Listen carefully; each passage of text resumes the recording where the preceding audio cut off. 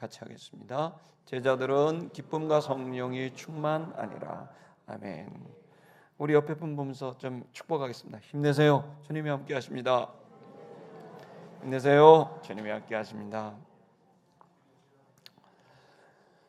세상은 시기와 질투로 이제 가득합니다. 오늘은 종려주일입니다. 종려주일은 그 종려나무 가지를 들고 예수님이 예루살렘에 입성하는 것을 환영한 그 주일을 기념하는 날입니다. 그리고 이 종려주일은 예수님이 메시아라고 고대 유대인들이 환호했었던 그런 날이지만, 그러나 이제 일주일도 채 되지 않아서 그렇게 환호했던 그 유대 시민들이 예수님을 십자가에 못 박으라고 하는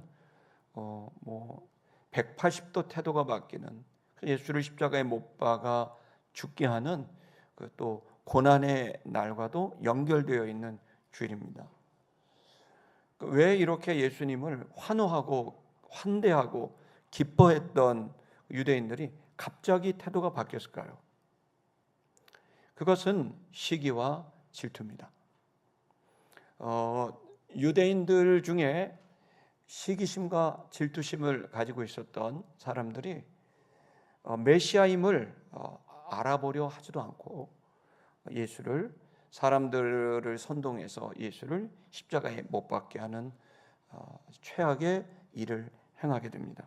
오늘의 주제는 시기심이 나쁜 이유입니다. 인간관계에서도 우리는 이 시기와 질투가 우리 안에 있다는 사실을 우리는 잘 알고 있습니다. 그래서 인간관계 속에 긴장감이 있습니다. 불편하죠. 예를 들어서 직장 생활할 때도 일터에서도 힘을 합쳐서 성과를 내야 될 직원들끼리 생각보다 하나가 되고 힘을 모으면 좋은 성과가 날 텐데, 그거 다 알고 있음에도 불구하고 그 일터에서 서로 보이지 않는 시기심과 질투가 존재하는 거죠. 제가 이제 저도 고등학교 동창회장을 한 적이 있었는데, 그 동창회를 열어보면은 거기에 묘한 기류가 있습니다. 그건 뭐냐면 사회적으로 성공했느냐 성공하지 않았느냐에 따라서 보이지 않는 경쟁심들이 있습니다. 그래서 항상 동창회는 사회적으로 어느 정도 성과를 낸 사람들이 많이 오기도 합니다. 그런데 이 시기와 질투는 가정 안에서도 가족 간에서도 있는 겁니다. 형과 또 아우 간에, 또 언니와 또 여동생 간에도 시기와 질투가 있습니다. 이 시기와 질투가 왜 나쁜가? 나쁜 이유는 심리적으로 우리가 불안이 생기고 또 불편함이 있고 또 분노가 일어나는 게 있지만은, 그러나 사실 이게 심리적인 문제뿐만이 아니라 그렇게 마음이 시기와 질투가 오게 되면은 삶 전반에 걸쳐서 아주 부정적인 그런 현상들이 나타나기 때문에 그런 겁니다. 그래서 시기와 질투는 사실 독약과도 같은 겁니다. 특히나 하나님의 일을 하는 사람들한테는 하나님께서 우리를, 여러분 태어나게 하신 목적이 있는 줄로 믿습니다. 여러분들은 그냥 태어난 게 아니거든요. 그래서 적지 않은 사람들은 나를 하나님이 이 땅에 오게 한 목적을 알고 있습니다. 그래서 그 아름답고 고귀한 그 숭고한 뜻에 따라서 자신의 삶을 이제 헌신합니다. 그러나 아주 큰 그런 장애를 만나죠. 그게 바로 시기와 질투입니다. 열심히 하려고 하는 사람일수록 시기와 질투를 받거나 혹은 시기와 질투가 일어나게도 됩니다. 분명히 특히 하나님의 일은 혼자 하는 게 아니기 때문에, 혼자 하지 않으면 다른 사람들과 같이 해야 되는데, 그 다른 사람들과 같이 하려면 그 관계가 원만해야 되고 공동체 의식이 있어야 되거든요. 친밀감이. 그런데 이것을 파괴하는 마음이 있는데 그게 시기와 질투인 거죠.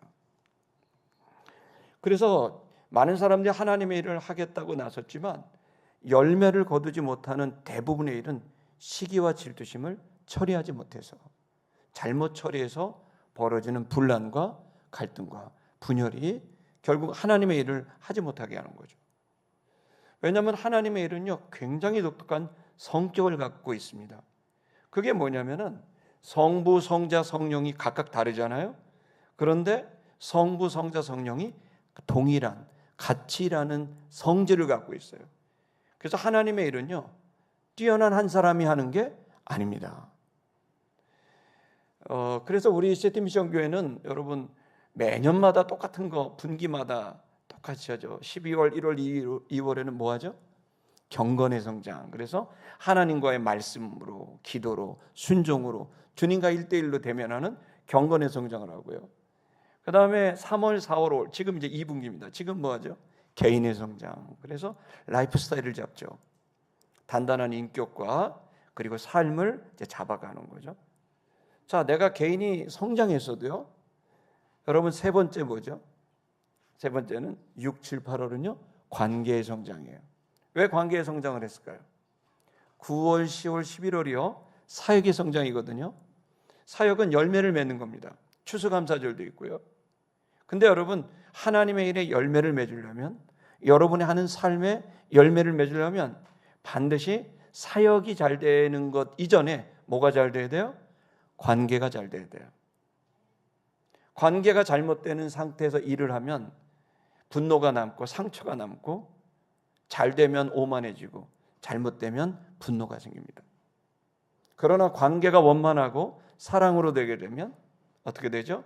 그 결과와 상관없이 평안이 생기고 보람이 생깁니다. 더 나아가서는요, 결과도 좋습니다. 여러분, 그런데 이 관계의 성장을 해치는 일이 있습니다. 그게 바로 시기와 질투입니다. 이 시기와 질투가 뭘까요? 시기심은 소유와 관계가 되어 있고 질투심은 사랑과 관계가 되어 있어요. 무슨 얘기냐면 시기심은요, 내게 없는 걸 저 사람이 갖고 있잖아요.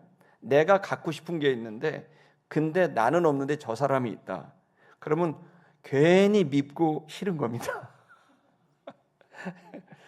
그럼 질투는 뭘까요? 질투는 인간관계예요. 저 사람이 날 사랑해야 되는데 날 사랑했었던 사람, 또 나를 사랑해야 되는 사람인데 이 사람이 다른 사람을 사랑하고 다른 사람을 배려하게 되면 거기서 뭐가 나요? 괜히 밉고 싫어요. 꼴배기 싫어요. 그럼 뭐라 해요? 질투라 그래요.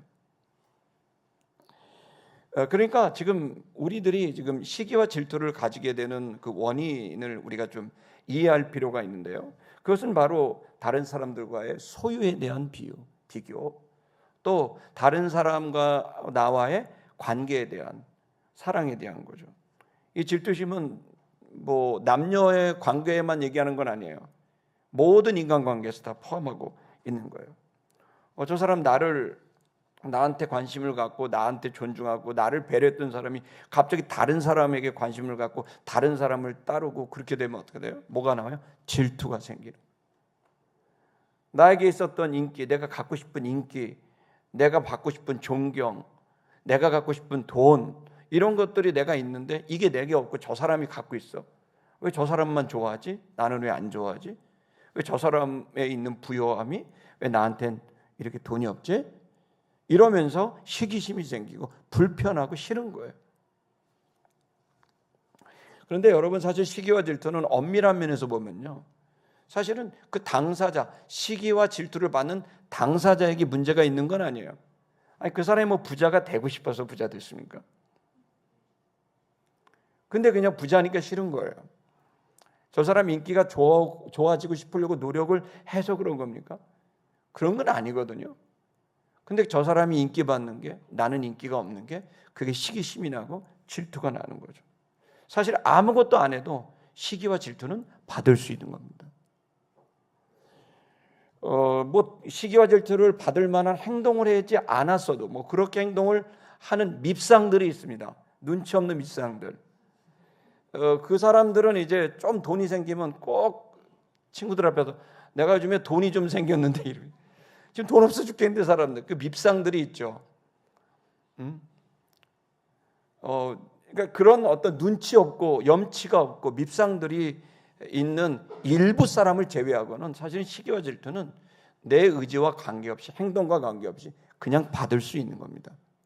특별히 크리스천들은 변화가 생기고 하나님이 주시는 마음의 평안을 얻고 삶이 건강해지고 또 경우에 따라서는 하나님이 부유하게도 만들게 되면 여러분 자연스럽게 저 사람 뭐 대단한 사람이라고, 그 사람이 선한 영향을 끼치면 뭐 저 사람 대단한 사람이라고 하면서 당연히 시기와 질투를 받게 되는 거죠. 그래서 오늘의 주제는 사실 시기와 질투를 받는 입장에서는 사실은 뭐 큰 이제 문제는 없습니다. 사실 진짜 문제는 시기와 질투가 생기는 내 심리 상태가 문제가 되는 거죠.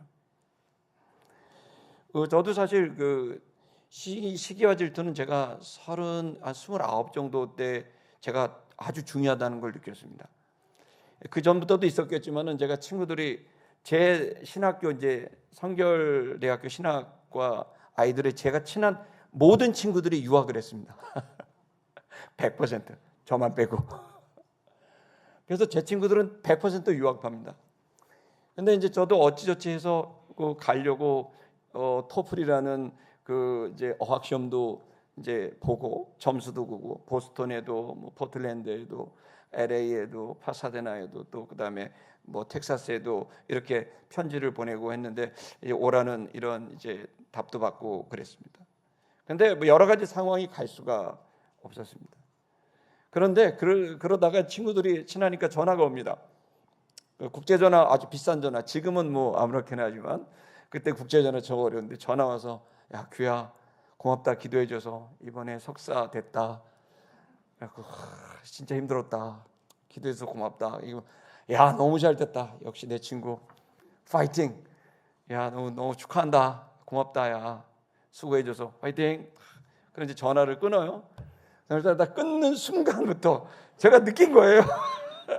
여러분의 목사가 이 정도밖에 안 돼. 그래서 너무 야 잘 됐다. 축하해. 그리고 이제 전화 딱 끊는 순간부터 갑자기 여기가 뭐가 싹 이렇게 내려가요. 아, 제가 정말이에요. 저거 그걸 느꼈어요. 싹 내려가더니 갑자기 저도 모르게 나 뭐 했지? 난 여기서 뭐 하는 거지? 막 이런 생각이 들어요. 조금 있다가요. 뭐 쟤네들은 뭐 다 부모님 잘 만나고 뭐 환경이 잘 돼서 그런 건데 뭐 또 조금 있는데 또 이래요. 공부는 내가 또 잘한 것 같았는데 막 그러면서 갑자기 점점 말이 부정적으로 바뀌고 인정하지 않는 식으로 바뀌는 거를 느낀 거예요. 이러한 시기와 질투가 제 안에 있고 이게 사역에 얼마나 큰 장애가 된다는 걸 그때 느꼈어요. 목회하기가 싫은 거예요. 청소년부 담당이었는데 한 10여 명 있었거든요. 그때 당시 여기 윤민정 집사님도 있어. 그때 고등학생 때였는데 그때 얘네 보기가 싫은 거야. 난 빨리 유학 가야 되는데. 그러니까 뭔가 보람도 사라지고 의욕이 상실이 되고 허무한 느낌이 드는 거예요. 와, 시기와 질투는 엄청나더라고요.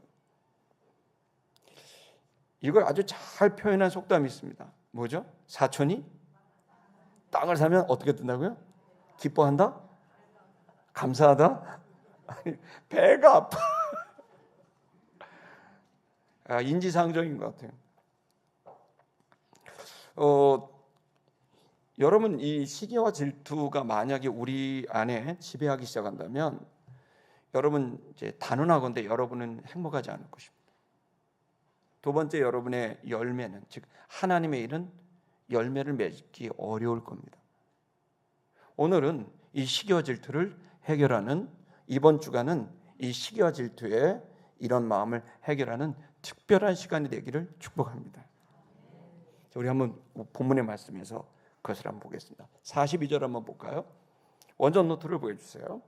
자, 그들이 청하였습니다. 저희가 나갈 때 이 비시디아 안디옥 회당에서 설교가 아주 멋진 그리스도, 예수가 바로 그리스도다라고 하는 이 설교가 선포됐습니다.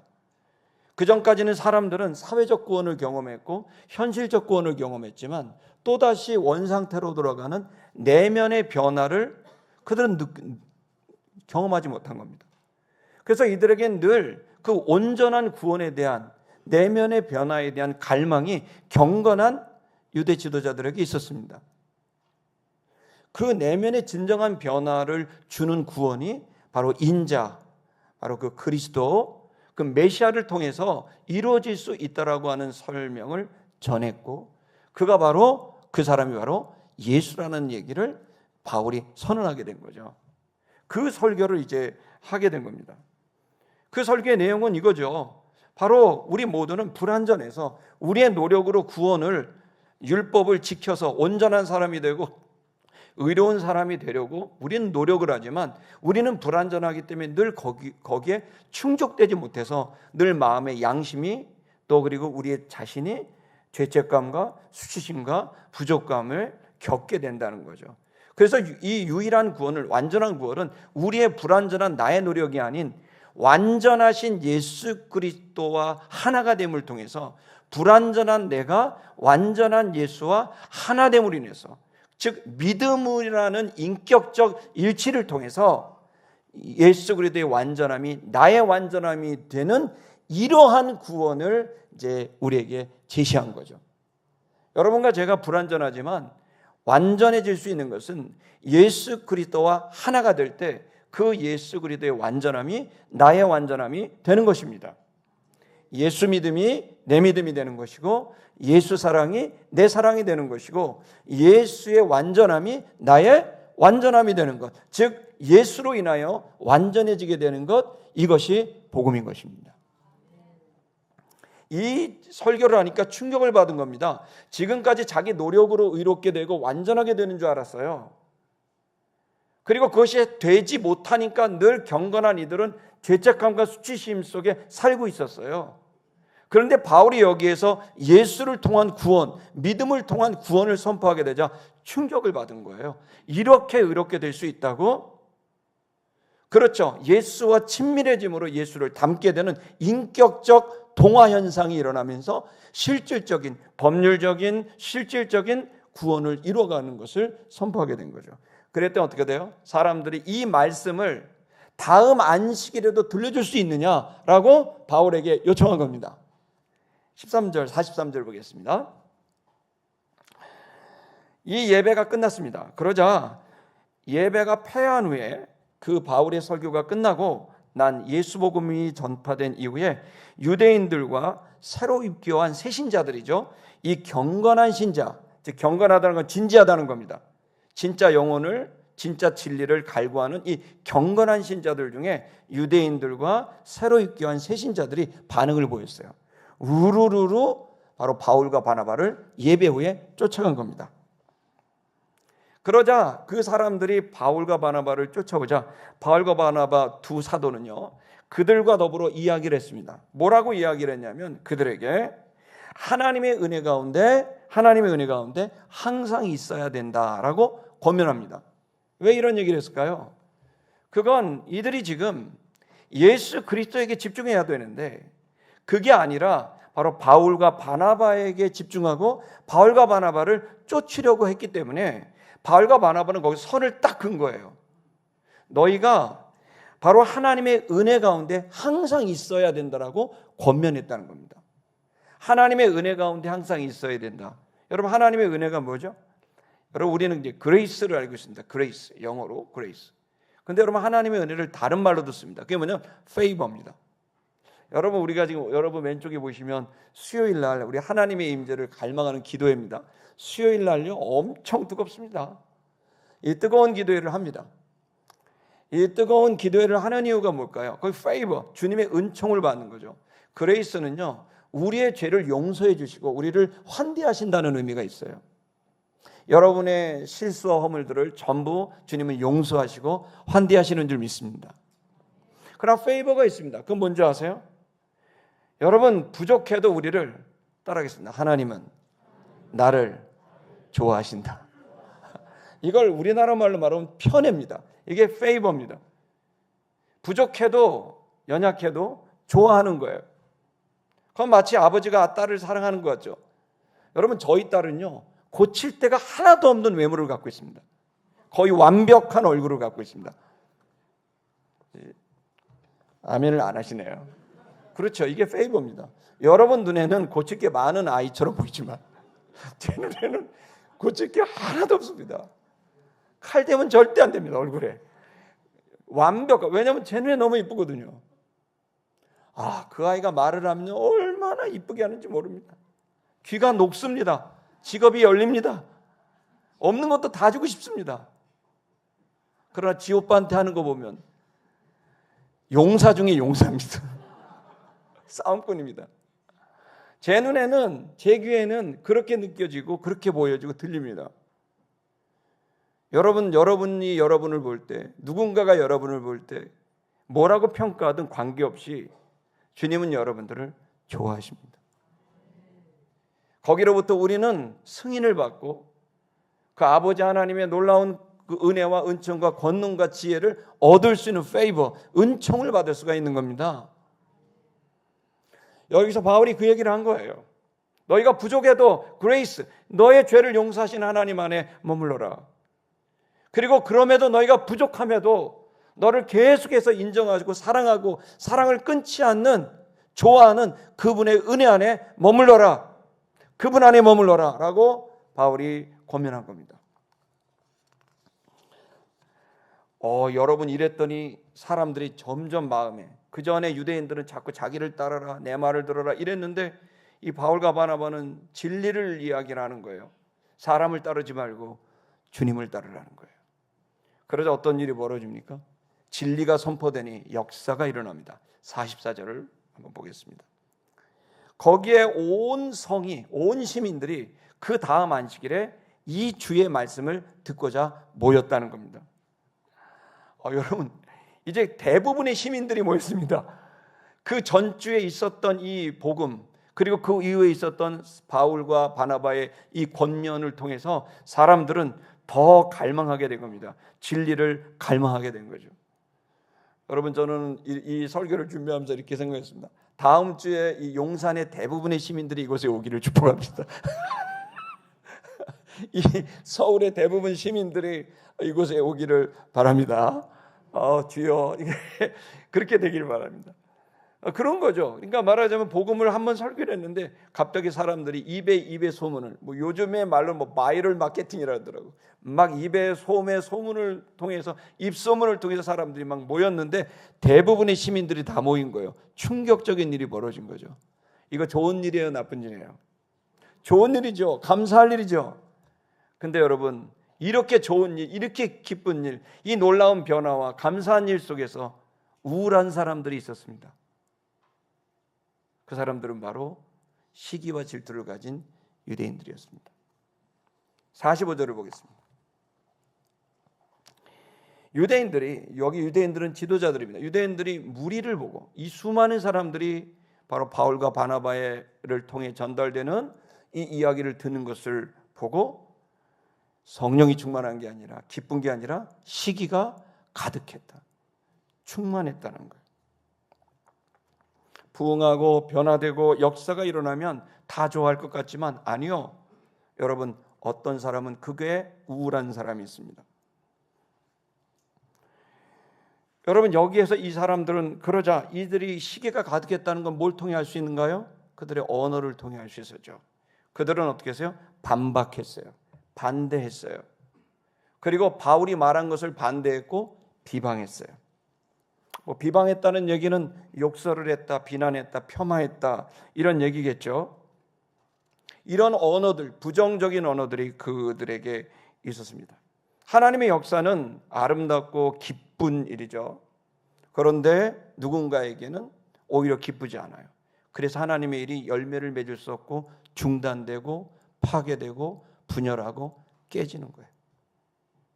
이유는 하나님의 일 자체의 문제가 아니라 하나님의 일을 하고 있는 바로 사람들의 마음속에 있는 시기와 질투 때문입니다.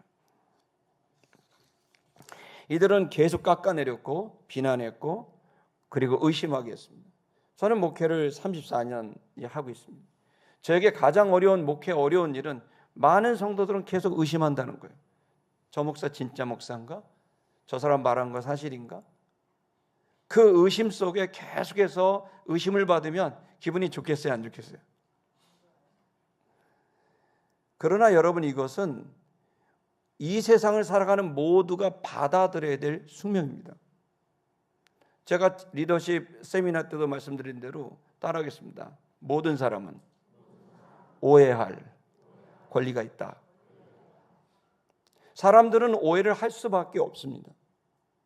왜냐하면 이 세상 자체가 상처를 주고 거짓이 워낙 많고 그리고 반역이 워낙 많고 이 속에서 우리 모두는 그냥 즉흥적으로 본능적으로 의심하게 되고 그리고 그 속에 시기와 질투가 나고 그리고 비난하게 되는 거죠.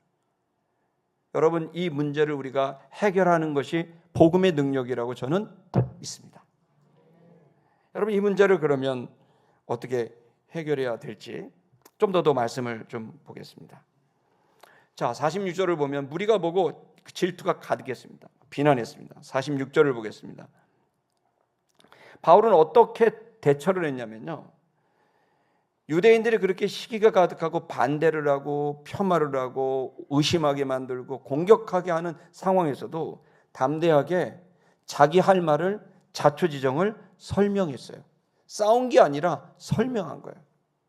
시기와 질투를 당하는 사람들은, 오해를 받는 사람들은, 의심을 받는 사람들은 감정적으로 상할 수 있지만, 성도 여러분, 여러분이 할 수 있는 최고의 방법은 이 바울의 모습을 보세요. 그냥 자초지정을 설명하면 되는 문제입니다. 46절을 보면 바울이 담대하게 말을 했다고 기록하고 있습니다. 바나바가. 그러면서 이렇게 말합니다. 마땅한 일이다. 하나님의 말씀을 먼저 유대인들에게 전하는, 너희에게 전하는 건 마땅한 일이다.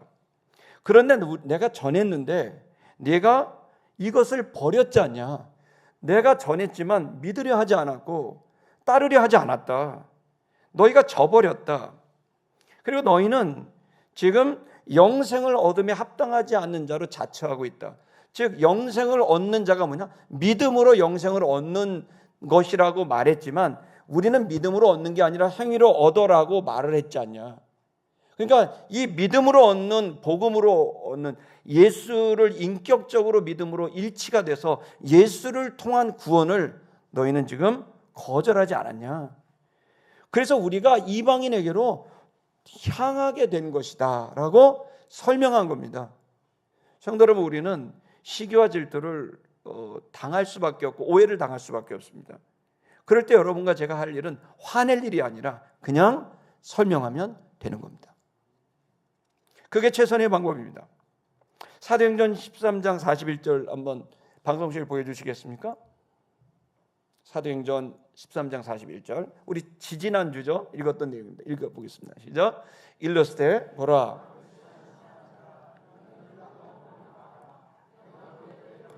한 일을 행할 것이니 사람이 너에게 일러줄지라도 도무지 믿지 못할 일이라 하였느니라 하니라. 오해를 푼다고 계속 믿으려고 노력해도 안 돼요. 이 사람들은 아무리 얘기해도 믿으려 하지 않는 거예요. 이걸 하박국 1장 5절에 그 유명한 하박국 선지자입니다. 그 1장 5절 한번 보여주시겠습니까? 읽겠습니다. 시작. 여호와께서 이르시되 너희는 여러 나라를 보고 또 보고 놀라고 또 놀랄지어다. 너희의 생전에 내가 한 가지 일을 행할 것이다. 누가 너희에게 말할지라도 너희가 믿지 아니하리라. 여러분, 우리가 믿음을 줄 수 있는 건 쉽지 않습니다. 우리의 어떤 노력으로 믿음을 줄 수 있다라고 생각을 할지 모르겠지만 적어도 하나님의 일에 있어서는 이것은 어쩌면 너무 쉬운 일인데 너무 어려운 일인 거죠. 우리 다시 한번 본문으로 47절로 들어가겠습니다. 그러면서 이렇게 이야기를 합니다. 주께서 우리에게 명령하셨다. 너를 이방의 빛으로 삼을 거라고 말씀하셨다. 그래서 땅 끝까지 너로 말미암아 구원을 얻게 될 거라고 말씀하셨다. 즉 이방 사람들, 유대인들뿐만 아니라 모든 전 세계 사람들이 구원 얻게 될 것을 말씀하셨다. 메시아를 통해. 이사야 49장 6절입니다. 저것도 보여주시겠어요? 49장 6절 보겠습니다. 시작. 그가 이르시되 내가 나의 종이 되어 야곱의 지파들을 일으키며 이스라엘 중에 보존된 자를 돌아오게 할 것은 매우 쉬운 일이라. 내가 또 너를 이방의 빛으로 삼아 나의 구원을 베풀어서 땅 끝까지 이르게 하리라. 아멘. 이미 구약 성경에 수많은 예언자들을 통해서 주님께서는 유대인들만 구원하는 게 아니라 이방인들, 우리 같은 한민족, 모든 나라 족속들이 다 구원받게 될 것을 말씀하셨다는 거예요. 이 말씀을 명확히 유대인들은 알고 있었어요. 그러나 들리지도 않고 기억도 안 나요. 뭐 때문에? 시기와 질투심 때문에. 48절 다시 한번 우리 본문으로 돌아갈게요. 그러면서 바울이 간증을 합니다. 내가 이방인들에게 복음을 전했다. 그랬더니 이런 일들이 벌어지더라. 이방인들이 이 복음을 들었다. 그러더니 기뻐하더라. 그리고 그들이 하나님의 말씀을 찬송하더라. 이 진리의 말씀을 기뻐하고 높이더라. 레마의 말씀을. 그리고 영생을 주기로 작정하던 자들이 믿게 되더라. 그들은 기뻐했고 찬송했고 믿게 되었다. 이것이 나의 간증이다. 바울은 그렇게 이야기를 했습니다. 여러분, 우리가 지금 그냥 차곡차곡 내 이야기를 하면 되는 거고, 싸울 필요도 없고 논쟁할 필요도 없고 믿게 할 필요도 없습니다. 시기와 질투의 마음이 갖고 있는 사람은 무엇을 얘기해도 들리지 않고 믿을 수가 없습니다. 그냥 전할 뿐이고 내 할 일을 하면 되는 겁니다. 아멘 하십시오. 여러분의 일상에서 똑같습니다. 시기와 질투가 있는 사람을 설득할 수가 없습니다. 그냥 내가 있는 이야기를 전할 뿐이고 믿든 안 믿든 나는 나의 길을 행하면 되는 것입니다. 그렇게 되면 어떤 일이 벌어질까요? 결과가 오게 될 겁니다. 49절 보겠습니다. 주의 말씀이 그 지방에 두루 퍼지게 됐다. 계속해서 말씀이, 복음이 더 많이 확장되게 됐다. 여러분, 한 주에 많은 사람이 왔을 뿐만 아니라 이번에는 더 많은 사람들, 더 완전 도시에 복음이 전파됐습니다. 좋은 일입니까? 나쁜 일입니까? 좋은 일이죠. 자, 이쯤 되면 유대인들이 어떻게 할까요? 내가 잘못 생각했다, 바울. 당신이 했던 일에 대해서 내가 다시 하박국 말씀을 뒤집어 보고 이사야 말씀을 뒤집어 보니 내가 뭔가 잘못 가고 있는 것 같다. 자, 우리 다시 한번 힘을 합쳐서 하나님 나라를 위해서 일해보자라고 말해야 되잖아요. 근데 시기와 질투가 얼마나 무서운 건지 따라하겠습니다. 시기와 질투는 끝까지 간다. 멈추질 않아요. 계속 시기와 질투가 있는 거예요. 50절 보겠습니다. 이에 유대인들이 선동하기 시작했습니다. 경건한 귀부인들과 그리고 성내의 유력자들, 도시 유력자들, 즉 자기 말을 들을 수 있는 사람들을 선동했어요. 선동했다는 말은 자극한 거죠. 계속 의심하게 만들고 계속 불안하게 만들고 계속 그의 부정적인 정보를 바둑 두듯이 이렇게 하는 거예요. 여러분, 우리가 살고 있는 세상은요, 정말 시기와 질투에 익숙한 시대예요. 그래서 사람들을 어떻게 공격해야 될지 너무나 잘 아는 전문가들이 있어요. 이 사람들은 절대로 자기 손에 피를 안 묻혀요. 전문용어로 돌려깎기라 그래요. 요즘 애들은 돌려깎기라 그래요. 변화구를 주는. 직접은 안 해요. 목사님 너무 은혜 받았습니다. 목사님 너무 정말 헌신적이십니다. 목사님 너무 귀합니다라고 말을 하지만 뒤에서는 다른 이야기들이 오고, 그거는 책임질 만한 정도의 정보는 아닙니다. 어디서 들었는데 이렇게 얘기합니다. 자기가 말해놓고, 그리고 꼭 그 선은 교묘하게 살짝 던지는 거죠. 마치 후라이에다가 소금 치듯이 짜지도 싱겁지도 않게. 저와 여러분이 사는 세상은 그런 사람들로 가득합니다. 여러분, 이럴 때 우리는 어떻게 할까요? 이걸 피할 수가 없습니다. 계속해서 좀 보겠습니다. 그러더니 이 사람들을 자극하더니 선동해서 바나바 바울을 핍박하게 만들었고 결국에는 그 지경에서 쫓아내게 했습니다. 자기는 손 하나도 안 대요. 그리고 자기가 원하는 대로 다 합니다. 근데 이 일이 얼마나 무서운 일입니까? 하나님 나라를 막아서는 일이고 하나님을 반역하는 일이었던 거예요. 분별력을 잃었고 그리고 하나님 편에 서지도 않았어요. 더 문제는 여기 귀부인들과 유력자들이에요. 경건하지 않으니까, 무조건적으로 순종하니까 결국 어떻게 돼요? 하나님 나라를 막는 일에 쓰임받는 거예요. 성도 여러분, 지금은 마지막 시대입니다. 정신을 똑바로 차려야 됩니다. 아무거나 다 듣고 아무거나 다 믿어서는 안 됩니다. 성경만 파시기 바랍니다. 그리고 여러분, 지금은 세속주의와 인본주의가 너무 많이 들어왔습니다. 여러분, 저는 여러분이 도전합니다. 하나님 말씀의 사람이 되시기를 바랍니다. 그리고 주의 말씀이 우리를 깨닫게 하고 양심을 깨닫게 했을 때 유대인처럼 끝까지 가는 게 아니라 멈춰설 수 있는 회개가 일어나게 되기를 축복합니다. 자, 이런 사람들 어떻게 할까요? 이제 답이 없습니다. 쫓겨났습니다. 저 같으면 쫓겨났으면 내가 뭘 잘못했는데 쫓겨내냐, 이 나쁜 놈들아, 막 해야 됩니까? 여러분, 바울이 어떻게 했나 보세요. 하나님의 일을 이렇게 했습니다. 51절을 보겠습니다. 두 사람이, 바울과 바나바가 발에 티끌을 떨어버리고 이고니온으로 가니라, 이렇게 되어 있습니다. 내 일이 정확하고 하나님의 일이 명확하다면 발에 티끌을, 이 얘기는 뭐죠? 거기에 신경 쓰지 않고 내가 해야 될 일을 하는 겁니다. 삐져서 간 거 아닙니다. 속상해서 간 거 아닙니다. 도망간 거 아닙니다.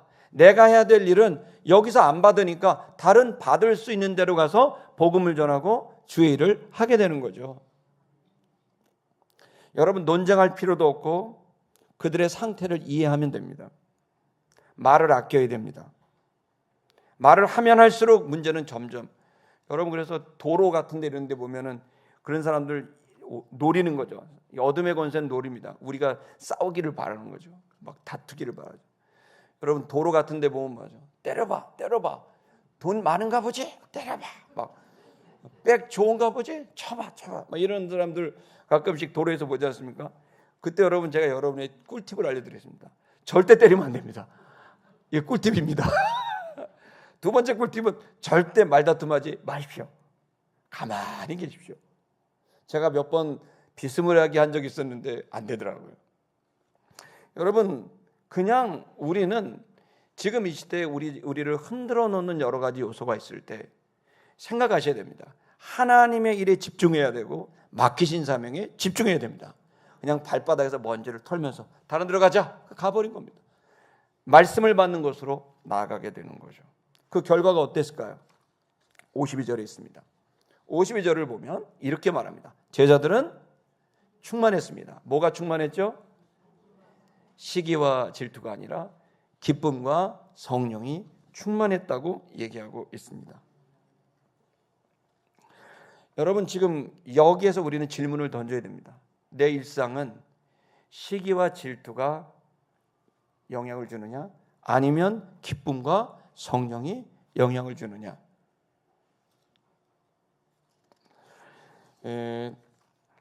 하나님께서 오늘 우리들에게 우리 자신도 모르게 세상을 살다 보면 이 시기와 질투에 대하여서 너무 잘 노출됩니다. 로마서 1장 16절에서 17절을 한번 볼까요? 읽겠습니다. 시작. 내가 복음을 부끄러워하지 아니하노니 이 복음은 모든 믿는 자에게 구원을 주시는 하나님의 능력이 됨이라.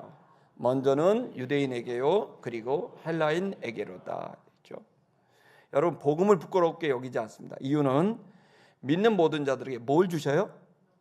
구원을 주시는 하나님의 능력인 거죠.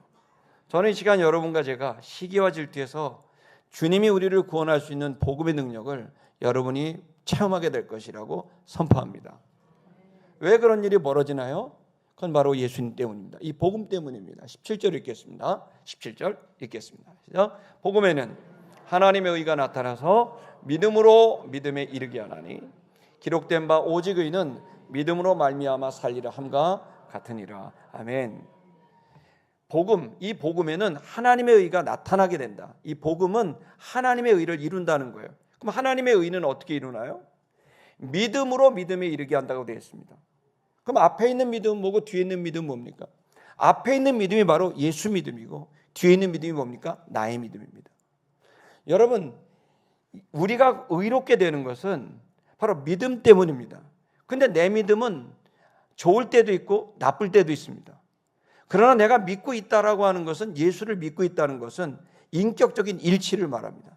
그러나 예수님에게도 믿음이 있는 거죠. 그분의 믿음은 어떤 믿음입니까? 완전한 믿음입니다. 나의 믿음은요, 불완전한 믿음입니다. 여러분, 구원 얻으려면 완전한 믿음을 가져야 됩니다. 그런데 우리는 늘 흔들리는 믿음을 갖습니다. 이 흔들리는 믿음이 완전한 믿음이 될 수 있는 유일한 방법은 완전한 믿음인 예수 그리스도를 믿음으로 그분과 일치가 될 때, 예수 믿음이 내 믿음으로 여겨지게 될 때 나는 완전해질 수 있는 겁니다.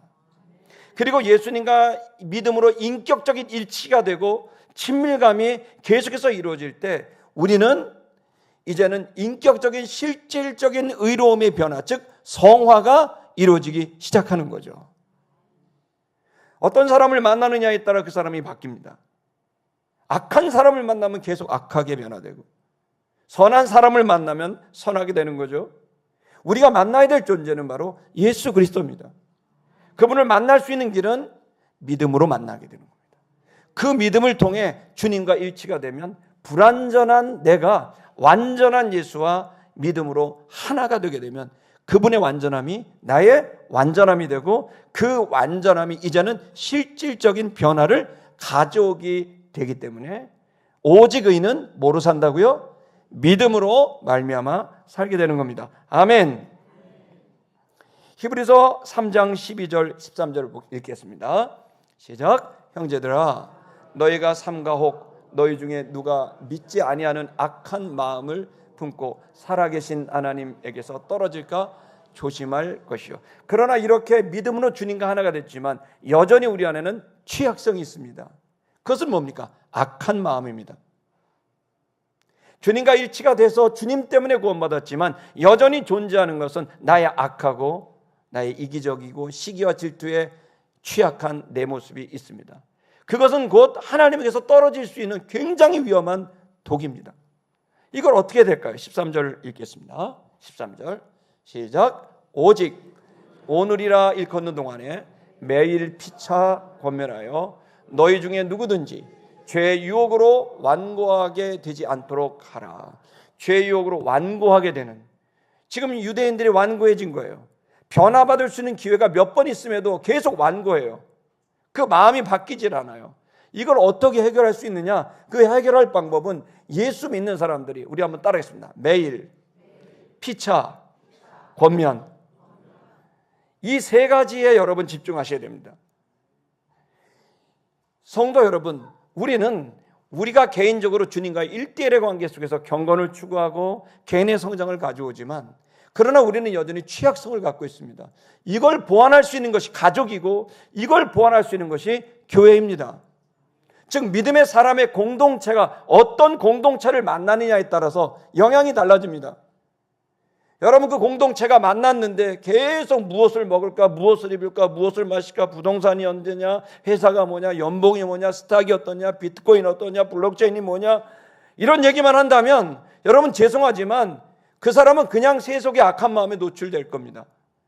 적어도 여러분에게는 한 공동체는 있어야 됩니다. 경건한 공동체, 매일 피차 권면할 수 있는 하나님의 말씀 진리를 추구하는 공동체. 여러분, 이 매일 피차 서로 권면해 주는 거, 이걸 우리는 큐티클럽이라고 부릅니다. 큐티를 통해, 말씀을 통해 서로 권면하고 매일 체크하고 격려하고 기도해 주는 것. 여러분, 그래서 교회가 중요한 거예요. 그래서 교회 같은 가정이 중요한 거예요. 가정을 회복해야 되는 것, 교회를 회복해야 되는 것이 바로 여기에 있는 거예요. 가정은 교회여야 되는 거예요. 교회는 가정이어야 되는 거예요. 그리고 거기는 경건한 모임이 되어야 되는 거예요. 적어도 이런 모임 하나는 있어야만 내가 살아갈 수 있고 이 시기심과 질투를 벗어날 수 있는 굉장히 중요한 구조를 마련할 수 있는 겁니다. 욥기서 5장 2절을 보겠습니다. 욥기서 5장 2절 읽겠습니다. 시작. 분노가 미련한 자를 죽이고 시기가 어리석은 자를 멸하리라. 분노는, 화가 나는 것은 미련한 자, 생각이 좀 짧고 생각대로 안 하고 감정대로 가는 사람을 죽인다는 거예요. 분노가 휩싸이기 시작하면 생각 안 나요. 그럼 그 사람은 죽어요. 시기심이 발동하면 어리석은 자, 즉 부족한 자, 결핍이 있는 자들은 멸망해 죽어요. 오늘 이 말씀을 두렵고 떨리는 마음으로 봐야 됩니다. 로마서 11장 20절 보겠습니다. 시작. 옳도다 그들은 믿지 아니함으로 꺾이고 너는 믿음으로 섰느니라. 높은 마음을 품지 말고 도리어 두려워하라라고 되어 있습니다. 두려워해라.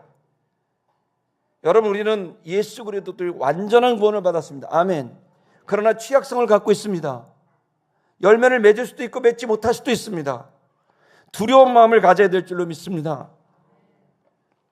히브리서 12장 2절 읽겠습니다. 시작. 믿음의 주요 또 온전케 하시는 이인 예수를 바라보자. 그는 그 앞에 있는 기쁨을 위하여 십자가를 참으사 부끄러움을 개의치 아니하시더니 하나님의 보좌 앉으셨느니라. 아멘. 여러분, 주님을 바라볼 수 있기를 축복합니다. 주님을 바라볼 수 있는 공동체가 여러분이 있기를 축복합니다.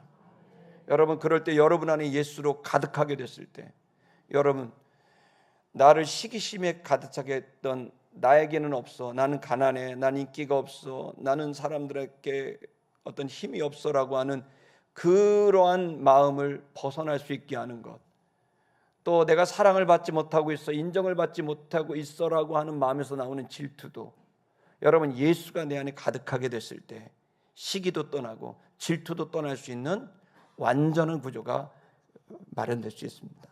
여러분 안에 예수가 충만하게 되기를, 이번 한 주간 특별히 집중할 수 있기를 축복합니다. 노래하겠습니다.